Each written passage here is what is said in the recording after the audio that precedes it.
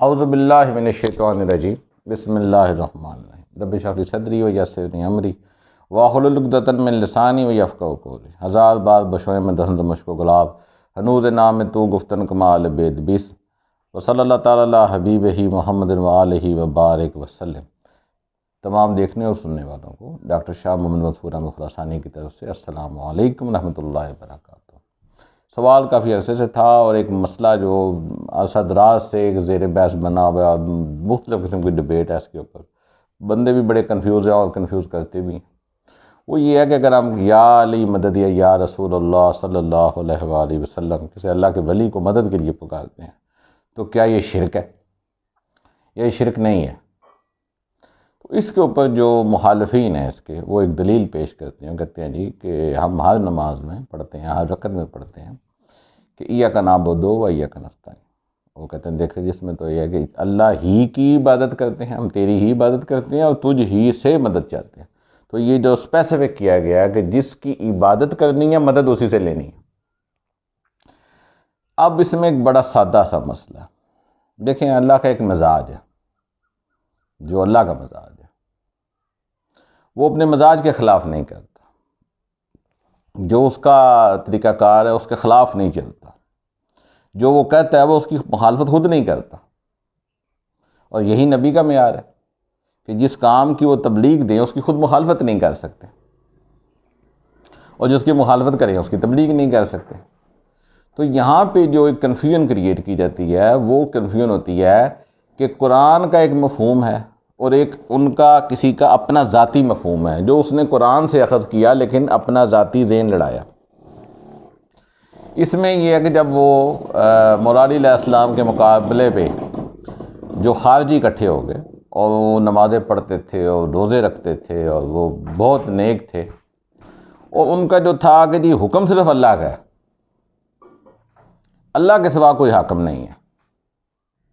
بات بڑی اچھی ہے، بات بھی ٹھیک ہے، دیکھنے میں ٹیکنیکلی لاجیکلی بات ہے کہ اللہ کا حکم ہے اور اللہ ہی حاکم ہے، تو اللہ کے سوا کسی کا حکم نہیں ہے اور اللہ کے سوا کوئی حاکم نہیں ہے۔ تو اگر آپ کسی اور کو حاکم بناتے ہیں تو پھر آپ نے شرک کر دیا۔ تو انہوں نے اس بنیاد پہ مولا علی علیہ السلام کے خلاف قیام کیا، اور انہی خارجیوں کے بارے میں احادیث ہیں، نبی پاک صلی اللہ علیہ وآلہ وسلم نے فرمایا کہ وہ جہنم کے کتے ہیں۔ اب آپ جتنے بھی بندے ہیں یا سمجھدار ہیں اس بات کو جانتے ہیں کہ ان کا گناہ یہ نہیں ہے کہ انہوں نے شراب پی، زنا کیا، ان کا گناہ یہ ہے کہ انہوں نے قرآن کے مفہوم کو قرآن کے مفہوم کے مطابق نہیں لیا، اس کو اپنے مفہوم کے مطابق بدل لیا۔ تو یہ جو ان کا غلطی ہے کہ جو قرآن کا مفہوم تھا اس کو ایز اٹ از نہیں لیا، اپنی مرضی اس میں داخل دے دی۔ اب یہاں پہ ایک مسئلہ یہی اب ہو رہا ہے جس سے سب بندوں کو شیعہ یا سنی ہوں تو ان کو دوسرے فرقے والے کہتے ہیں کہ دیکھیں جی یہ آپ اللہ کی عبادت کریں اور اللہ ہی سے مدد چاہیں۔ تو اس میں مسئلہ یہ ہے کہ جب آپ کہتے ہیں نہیں کہ ہم تو کسی انسان سے بھی آپ مدد مانگ لیتے ہیں، تو پھر وہ کہتے ہیں جی اس میں زندہ ہو موجود ہو کہ جس نے آپ کی مدد کرنی ہے، جس سے آپ مدد مانگ رہے ہیں، جیسے آپ کسی بندے سے کہتے ہیں مجھے پانی پلا دو یا کھانا کھلا دو یا میری کوئی رہنمائی کر دو، تو اس کا زندہ ہونا اور موجود ہونا شرط ہے۔ تو جو زندہ اور موجود نہیں ہے اس سے آپ مدد نہیں مانگ سکتے۔ اب وہ ایاک نستعین میں یہ شرطیں کہاں لکھی ہوئی ہیں؟ تو یہ آپ کا اپنا ذاتی مفہوم ہے، جس کو آپ نے اپنے خیال کو تقویت دینے کے لیے اس کو گھڑا ہے۔ نہیں تو جو مفہوم آپ لیتے ہیں، جو اس کی بنیاد پہ آپ بات کرتے ہیں، اگر اس کو ایز اٹ از لیں تو پھر جس کی عبادت کریں گے ہم اس کے علاوہ کسی سے بھی نہیں کہہ سکتے کہ مجھے پانی کا گلاس پلا دو، یہ بھی شرک ہو جائے گا۔ کیونکہ ایاک نستعین اگر استعانت صرف اللہ کی ہے تو آپ تو اپنی ماں سے بھی نہیں کہہ سکتے، اپنے باپ سے بھی نہیں کہہ سکتے کہ مجھے فیس دے دے، کسی بڑے سے بھی کچھ نہیں کہہ سکتے آپ۔ تو استعانت اگر اللہ کی ہی ہے جس طرح آپ مفہوم لیتے ہیں تو پھر تو آپ کسی اور سے کچھ کہہ ہی نہیں سکتے، کیونکہ اس میں قرآن نے کوئی مینشن نہیں کیا یہاں پہ۔ تو جس چیز کو قرآن نے مینشن نہیں کیا اگر آپ اس میں گھسیڑ رہے ہیں تو آپ قرآن کے مفہوم کو اپنے ذہن کے مطابق چلا رہے ہیں جس طرح کے خارجیوں نے چلایا۔ اور یہی آپ کی سب سے بڑی غلطی ہے۔ اب اس میں یہ ہے کہ یہ اللہ کا اپنا مزاج تھا کہ آپ اللہ کے سوا کسی کی مدد نہ لیں، تو پھر اللہ نے قرآن پاک میں کہا کہ میرے دین کی مدد کرو، تو اللہ تو آپ سے مدد مانگ رہا ہے اپنے دین کے لیے، تو پھر اللہ نے آپ سے مدد کیوں مانگی؟ اور اللہ ہی کہتا ہے کہ اللہ اور رسول اور مومنین جو ہیں وہ آپ کے مددگار ہیں۔ تو یہ تین کیٹیگریوں کو اللہ کو نظر نہیں آتا، یہ تو شرک ہو جائے گا۔ یہیں پہ اللہ قرآن پاک میں کہتا ہے کہ من یطیع الرسول فقد اطاع اللہ، جس نے نبی کی اطاعت کی اس نے اللہ کی اطاعت کی۔ تو یہ دو اطاعتیں نہیں ہیں۔ اگر مفہوم وہ ہے جو آپ لیتے ہیں تو پھر یہ دوسری اطاعت ہے، یہ تو شرک ہونی چاہیے تھی، جس کو اللہ قرآن میں الاؤ کرتا ہے اور اپنے لیے کہہ رہا ہے، اور انبیاء اپنے لیے مانگ رہے ہیں۔ موسیٰ علیہ السلام سے جب اللہ نے کہا کہ میں نبوت دیتا ہوں، تو انہوں نے کہا کہ میرا بھائی میرا مددگار بنا، تو کیا موسیٰ علیہ السلام کے لیے اللہ کافی نہیں تھا؟ تو اللہ کہتا ہے موسیٰ کیا میں تجھے کافی نہیں ہوں؟ تو یہ بات آج آپ کے مولوی کو سمجھ آ رہی ہے، تو موسیٰ علیہ السلام کو سمجھ نہیں آئی اور اللہ کو بھی سمجھ نہیں آئی کہ یہ میرے سامنے کھڑا ہو کے مجھے کہہ رہا ہے میرا بھائی مددگار بنا، تو یہ اس کے بارے میں کیا کہیں گے؟ اور بے شمار آیات ہیں جس میں خود نبی پاک صلی اللہ علیہ وآلہ وسلم کی شان کا ذکر کیا اللہ نے قرآن پاک میں، اور کہا کہ اسی نبی کی وجہ سے، اسی نبی کی اللہ کے آگے دعا کرتے تھے یا اللہ کو اس آخری نبی کے صدقے ہمیں دشمنوں پر فتح دے۔ تو یہ تو آیات خود اللہ نے کہا ہے کہ یہودی اسی نبی کے وسیلے سے فتح مانگتے تھے جو بھی آئے ہی نہیں۔ تو اگر یہ فارمولہ غلط تھا تو اس کو اللہ کیوں بیان کرتے ہیں؟ اگر اس کا مفہوم ہوا ہے جو آپ لیتے ہیں، جو سورہ فاتحہ میں آپ لے رہے ہیں، تو پھر یہ سب باتیں غلط ہو جانی چاہیے۔ اور خود نبی پاک صلی اللہ علیہ وآلہ وسلم کی دعا قرآن پاک میں موجود ہے، وَاجْعَلْ لِی مِن لَدُنْکَ سُلْطَانًا نَصِیرًا، اے اللہ میرے لیے بنا دے ایک طاقتور مددگار۔ تو یہ نبی کو کیا اللہ کافی نہیں تھا کہ وہ ایک طاقتور مددگار مانگ رہا ہے، اور مانگ بھی اللہ سے رہا ہے؟ تو سمجھ آئی کہ یہ جو آپ کنفیوژن کریٹ کر رہے ہیں، نوجوان نسل کے ذہنوں میں کنفیوژن ڈال رہے ہیں، یہ اسی طرح کی کنفیوژن ہے جیسے خارجی غلطی کر رہے تھے کہ وہ کہتے تھے اللہ کا حکم کے سوا کوئی حکم نہیں ہے، اور ان کا انجام کیا ہوا؟ دنیا بھی برباد گئی، آخرت بھی برباد گئی۔ تو اللہ کے مزاج اور اللہ کے جو مفہوم ہے اس کے علاوہ مفہوم نہیں گڑھ سکتے۔ خود اللہ فرماتا ہے اگر آپ کو اللہ سے محبت ہے تو کیا کریں؟ قُلْ إِن كُنتُمْ تُحِبُّونَ اللَّهَ فَاتَّبِعُونِی، تو نبی کی اطاعت کرو، تو نبی کی اطاعت سے آپ اللہ کی محبت میں سچے ثابت ہو جائیں گے۔ تو سمجھ آیا کہ اللہ اور نبی، اس کو اللہ نے حزب اللہ کہا ہے کہ یہ اللہ کی جماعت ہے، یہ غیر اللہ نہیں ہے، حزب اللہ ہے، اور اللہ نے کہا ہے کہ یہی کامیاب ہیں، جو اللہ کی جماعت ہے وہ کامیاب ہے۔ تو آپ اگر حزب اللہ میں ہیں تو آپ کامیاب ہیں۔ تو اس لیے اگر آپ کسی دفعہ کسی مشکل میں کہہ دیتے ہیں یا رسول اللہ صلی اللہ علیہ وآلہ وسلم مدد، یا علی علیہ السلام مدد، تو یہ بالکل شرک نہیں ہے۔ اور خود حدیث کی کتابوں میں ہے کہ نبی پاک صلی اللہ علیہ وآلہ وسلم کے پاس ایک نابینا ہے، اس نے کہا جی میں نابینا ہوں، فرمایا 2 رکعت نفل پڑھ، اور نفل پڑھنے کے بعد اللہ سے دعا کر کہ یا اللہ میں تیرے پاس آتا ہوں نبی کے وسیلے سے، اور یا رسول اللہ میں آپ سے مدد مانگتا ہوں اللہ کے وسیلے سے۔ تو یہ دعا تو خود نبی پاک صلی اللہ علیہ وآلہ وسلم نے سکھائی ہے، اور خود حدیث کی کتابوں میں آتا ہے کہ اگر آپ کسی بیابان میں گم ہو جائیں اور پریشان ہو جائیں اور آپ کو لگے کوئی رستہ نہیں ہے، تو یا عباد اللہ یا رجال غیب آئینونی، میری مدد کریں، تو کوئی نہ کوئی اللہ اپنا بندہ بھیج دے گا جو آپ کی مدد کرے گا۔ ان کے اوپر اعتراضات کر سکتے ہیں جی ضعیف ہیں، جی یہ ہیں وہ ہیں، لیکن جو میں نے قرآن پاک کی آیات پیش کی ہیں ان کا کیا مفہوم لیں گے آپ؟ تو جو آیت حدیث کو سپورٹ کرتی ہے اور جو حدیث آیت کو سپورٹ کرتی ہے اور آیت کی سپورٹ میں کھڑی ہے، اس کو آپ جتنا مرضی ضعیف کہیں، اللہ کے ہاں اس کا مفہوم تو وہی ہے۔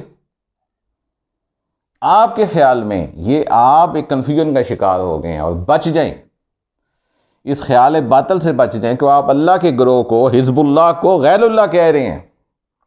غیر اللہ ایک علیحدہ گروہ ہے، حزب اللہ ایک علیحدہ گروہ ہے، اور آپ حزب اللہ کی آیت نکال کے دیکھ لیں۔ اگر آپ تعصب کی اینک اتار کے دیکھیں گے تو آپ کو سمجھ آ جائے گا کہ یہ تو حزب اللہ ہے، یہ تو اللہ کا گروہ ہے، اور جس کو اللہ کہتا ہے یہ کامیاب ہے۔ تو اگر آپ اس گروہ میں کھڑے ہیں تو آپ کامیاب ہیں۔ تو کسی ولی اللہ کو مدد کے لیے پکارنا، لیکن اس میں ایک مسئلہ سمجھ لیں، اگر آپ وہ مسئلہ سمجھ گے تو شرک ہو ہی نہیں سکتا، بالکل آپ شرک نہیں کر سکتے۔ وہ مسئلہ اگر آپ نے اپنے دماغ میں فٹ کر دیا، اور جو ہمارے بڑوں کو نے تو سب کو بتایا ہوا ہے، اور کسی کو نہیں پتا تو وہ دوبارہ میں بتا دیتا ہوں اس کو، کہ اللہ کا جو کچھ بھی ہے اس کا ذاتی ہے،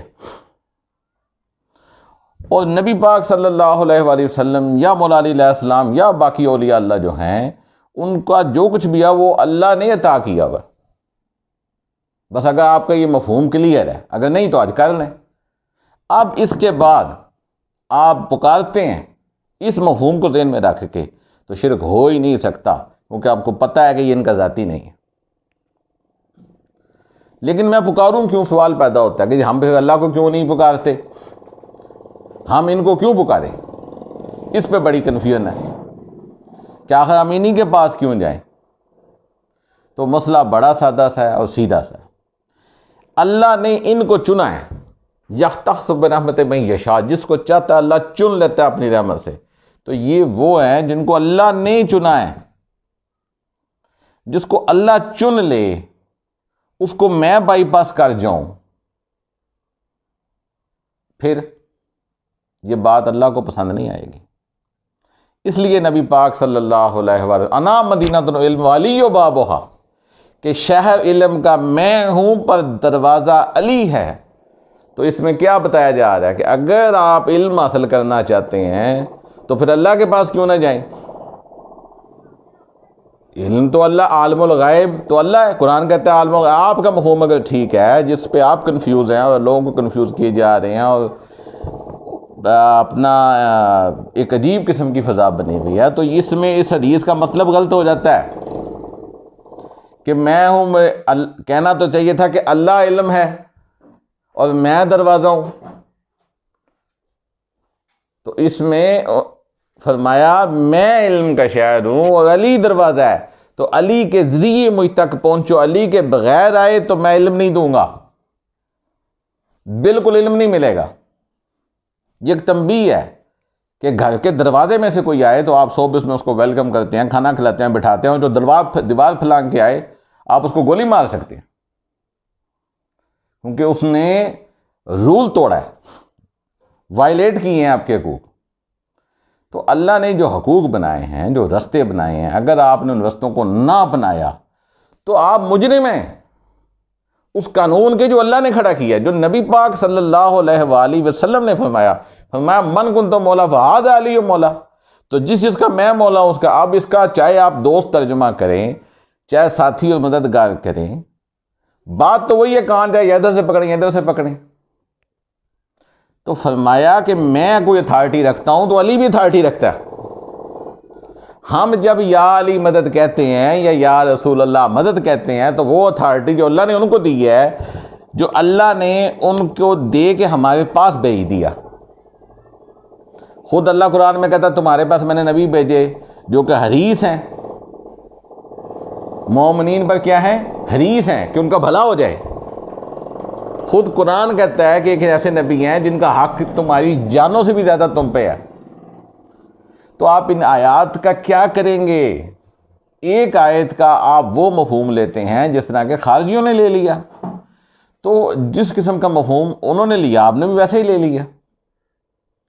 اگر آپ وہ مفہوم لیتے ہیں تو آپ کسی کو یہ بھی نہیں کہہ سکتے کہ مجھے پانی کا گلاس پلاؤ، کیونکہ یہ شرک ہے، کیونکہ وہاں پہ نہیں لکھا ہوا وَإِيَّاكَ نَسْتَعِينُ میں اللہ نے کہیں پہ کہ اس کا حاضر ہونا اور موجود ہونا ضروری ہے۔ تو پھر تو آپ کسی سے پانی کا گلاس مانگیں تو آپ مشرک ہیں۔ یہ فتویٰ آپ پہ خود فٹ ہو جاتا ہے۔ آپ کسی کو یہ نہیں کہہ سکتے کہ یار میرا بازو پکڑ مجھے کھینچ لے، میں فلاں جگہ کھڑا ہوں مجھے آ کے بائک پہ لے جا۔ آپ کسی قسم کی استعانت اللہ کے سوا پھر نہیں مانگ سکتے۔ اگر آپ اس مفہوم پہ کھڑے ہیں اور سچے ہیں تو پھر ٹھیک ہے۔ آپ اگر اللہ کے سوا کسی کی استعانت نہیں لیتے، مدد نہیں لیتے، تو پھر ٹھیک ہے، ہو سکتا ہے آپ بڑے کامیاب ہو جائیں، لیکن یہ ایسا ممکن نہیں ہے، کیونکہ آپ نے جب بھی کسی اور سے بھی مدد کے لیے کہا تو آپ اپنے ہی فتوے کی زد میں ہوں گے تو آپ مشرک ہو جائیں گے۔ اس لیے اپنے ایمان کو بچائیں، اپنی دنیا اور آخرت کو خراب نہ کریں۔ جو رول اللہ نے کھڑا کیا ہے، جو قانون اللہ نے بنایا ہے کہ نبی اور علی یہ وہ اتھارٹیز ہیں جو اللہ نے کھڑی کی ہیں۔ اگر پھر بھی سمجھ نہیں آتی تو میں سورہ رات کی آخری آیت بتاتا ہوں۔ اس میں اللہ فرماتے ہیں کہ دشمنوں اور نبی پاک صلی اللہ علیہ وآلہ وسلم کے درمیان میں اور وہ جس کے پاس کتاب کا علم ہے، مولا علی علیہ السلام، ان کے علاوہ ایسا کوئی نہیں جس کے پاس کتاب کا علم ہے۔ تفسیر کی کتابیں اٹھا کے دیکھ لیں تو اللہ کہتے ہیں کہ میں اور علی کھڑے ہیں اور یہی کافی ہیں۔ تو اس میں اللہ کو، اس کی پوری ربوبیت کو، اس کی پوری شان کو، اس کے جاہ و جلال کو فرق نہیں پڑا کہ اس نے مولا علی علیہ السلام کو اپنے ساتھ کھڑا کر دیا۔ تو اگر آپ اسی علی کو کہہ دیتے ہیں یا علی مدد، تو پھر اللہ کو کیا غصہ آئے گا یا کیا ناراضگی آئے گی؟ اس آیت کے مطابق تو اللہ خود علی کو کھڑا کر رہے ہیں۔ جائیں لڑائی کرنی ہے تو سورہ رات کی آخری آیت پڑھ لیں۔ اگر آپ میں ایمان ہوا، اگر آپ میں حق کی سمجھ ہوئی، اگر آپ کے خون میں خیر ہوئی تو آپ کو ضرور سمجھ آ جائے گی۔ نہیں تو جس کو سمجھ نہ آئی اس کو میں سمجھا نہیں سکتا ہوں، کہ میری یہ تقریر جو بحث اس لیے نہیں ہے کہ میں نے آپ کو منوانا ہے، میں آپ کو منوانا نہیں چاہتا۔ میں ایک مدلل بات ایک ویڈیو میں ریکارڈ کر رہا ہوں تاکہ یہ ایک میرے لیے توشہ آخرت ہو، اور قیامت میں میں کہوں کہ یا اللہ جو تو نے اتھارٹیز قائم کی تھیں، جس کے بارے میں کنفیوژن تھی، میں نے کلیئر کر دی تھی اپنے زمانے میں، اپنے وقت میں، اپنی خیر کے لیے، اور جو اس کو شیئر کرے گا، جو پھیلائے گا، وہ اس کا حقدار ہوگا۔ یہ اس کا توشہ آخرت ہے، کیونکہ یہ کنفیوژن ہے۔ جب دین میں کوئی نئی چیز ایسی رائج ہو جائے جو دین کا حصہ نہ ہو تو وہ بدعت ہے، اور بدعت گمراہی ہے۔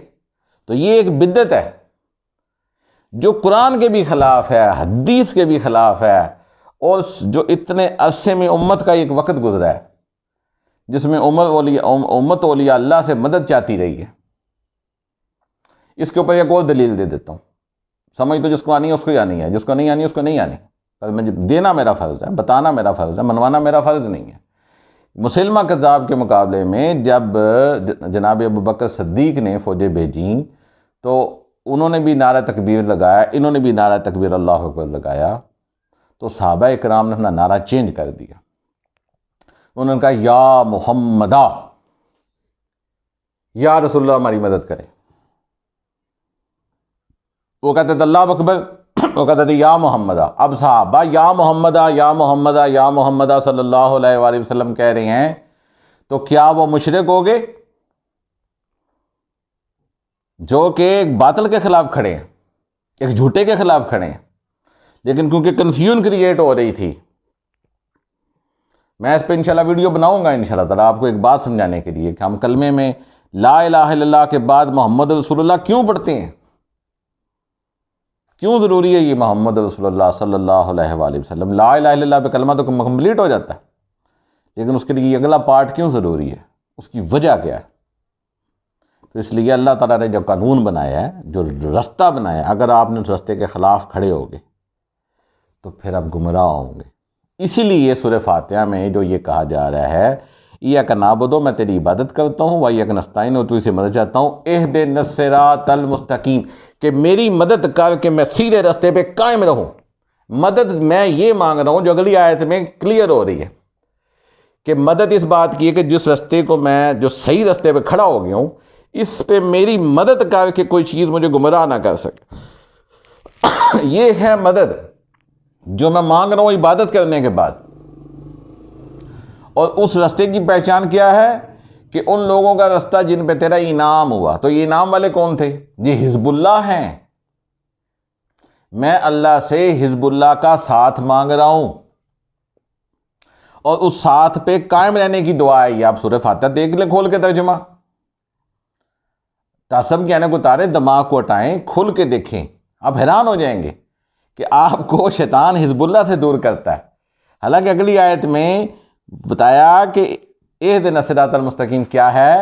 جن کے اوپر اللہ کا انعام ہوا، انعام یافتہ لوگ، یہ وہ بندے ہیں جو کہ اللہ کا گروہ ہیں، جن پہ اللہ غضبناک نہیں ہوتا، جن کو اللہ گمراہ نہیں کرتا۔ میں ایسے بندوں کا ساتھ چاہتا ہوں، ان کے رستے پہ چلنا چاہتا ہوں۔ تو میں اللہ کی عبادت میں بندے مانگ رہا ہوں، یہ تو پھر شرک ہو گیا۔ شرک آپ اگر یہ بات سمجھ جائیں کہ اللہ کا جو کچھ ہے ذاتی ہے، باقی اس کائنات میں چاہے کوئی بھی ہے اس کو عطائی ہے، تو شرک کا تو آپ بھول جائیں، شرک نہیں ہو سکتا آپ سے، میں لکھ کے دیتا ہوں شرک آپ سے ہو ہی نہیں سکتا۔ تو یہ مفہوم تو کلیئر ہے، اور جس کا نہیں اس کو میں نے بتا دیا۔ پھر بھی کسی کو سوال ہو، کو پوچھنا چاہے، کوئی اس میں اور کیوری کرنا چاہے اپنے ایمان کے لیے، اپنی خیر کے لیے، تو میں حاضر ہوں۔ دیکھیں میں تو اپنے توشہ آخرت کے لیے کر رہا ہوں، آپ اپنے لیے کریں، اس کو پھیلائیں، اور وہ جو بندے کنفیوز ہیں، جو اس کا سوال رکھتے ہیں، جو اس کے بارے میں پریشان ہیں، ان کو بھیجیں کہ یہ کوئی گناہ نہیں ہے، یہ شرک نہیں ہے، یہ اللہ کا بنایا ہوا قانون ہے کہ انا مدینہ علی و بابھا، اس دروازے سے آؤ، یا علی مدد کہہ کے آؤ، اور یا رسول اللہ مدد کہہ لو، تو کچھ بھی نہیں ہوتا، اللہ ناراض نہیں ہوتا، اللہ آپ سے راضی ہے، اللہ آپ سے خوش ہے۔ اللہ اس بات سے ناراض ہوگا کہ آپ ان دونوں کو بائی پاس کر کے اللہ کے پاس جانا چاہیں، کیونکہ خارجی اگر کامیاب ہو گئے ہوتے تو آپ بھی کامیاب ہو جائیں گے، اگر وہ برباد ہو گئے ہیں تو آپ کے لیے خطرہ ہے۔ بتانا میرا فرض ہے، منوانا نہیں ہے۔ 03344037724 واٹس ایپ نمبر ہے، رابطہ کریں، اپنا سوال بھیجیں، انشاءاللہ تعالیٰ پہ ویڈیو بنے گی، آپ کے سوالوں کا جواب دینے کی کوشش کروں گا۔ اللہ تعالیٰ آپ کا میرا حامی ناصر ہو۔ والسلام۔